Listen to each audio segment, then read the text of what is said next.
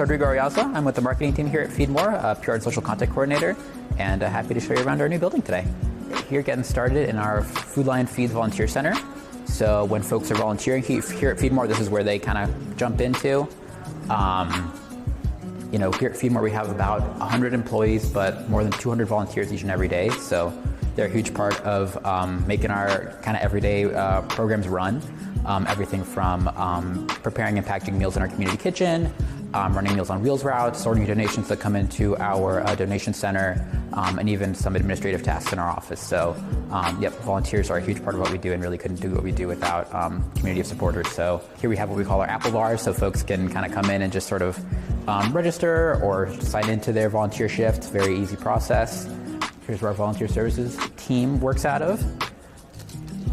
And then, all right, so this is a volunteer space, kind of a wide open space. So half of it is for packing. You'll see some of the food carts over there are full of our weekend backpacks. So that's some of our children's programs that we have for kids that may receive free or reduced lunches during the school week, but then when they're at home might not have a great variety of foods to enjoy. So they're packed with shelf-stable, kid-friendly, and easy-to-prepare foods for kids to kind of get them through that weekend time until they can get back to school on Monday. Over here is our Kroger Donation Center. So whenever we have community donations, whether it's offices, church groups, folks in their neighborhood want to put together a food drive, come in right in here. The donation gets weighed on that scale and then gets sorted by volunteers. So another great way that folks can kind of like experience our mission, a good touch point for folks, just come in and visit us. Pantries that are located, closer to our Villa Park headquarters, they can actually come in and shop for food right in there. So another kind of good improvement of being in the new building. It's kind of a revamped store experience, more of a traditional sort of like grocery store type experience where food is on shelves. There's a good variety of produce as well. So folks in charge of pantries can just kind of come in, grab the foods that they need, and take it right back to their pantries if that's an easier option for them than having the truck delivered. In our old building, we were about 2 pallets high, and then we had much lower ceilings. And they were each 4 deep. So imagine like getting something out of the back of your pantry. If you wanted to get that last pallet, you had to take 3 out, get that last one, put 3 back. So obviously pretty inefficient.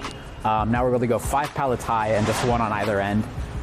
So much quicker to get food out. It's actually led to about 3 times increase in terms of our efficiency in throughput of just getting food in and then getting it back out to food pantries, partner programs and things like that. So able to get a much greater variety of food out much faster.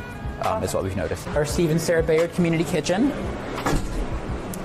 So we prepare about 15,000 meals a week out of this space. And again, much bigger space than we were previously, about 2 times as big as our old kitchen space. So again, able to do that much more efficiently. We're able to scale up with the needs of our community, which is huge. But you'll see it's full-scale commercial kitchen.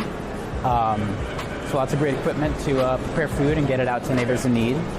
Folks in the Meals on Wheels program do have kind of diet-related diseases, things that have to be managed. So, we serve more than, 10 different diet types with our foods.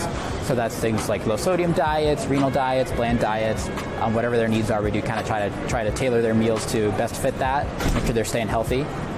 So you'll see a little bit of that going on a little bit further down. So folks that, have a hard time preparing meals for themselves or their loved ones, have a hard time, leaving the house. So, it might be that a loved one doesn't live in the area, so they'll, get in contact with us, sign them up for Meals on Wheels, and we have volunteers that will go out to their door Monday through Friday, around middle of the daytime and knock on their door, deliver their meal. While the meal is a big part of it, we also do like to see that the program extends far beyond just the meal, right? So homebound folks, again, they might have family members that live far away.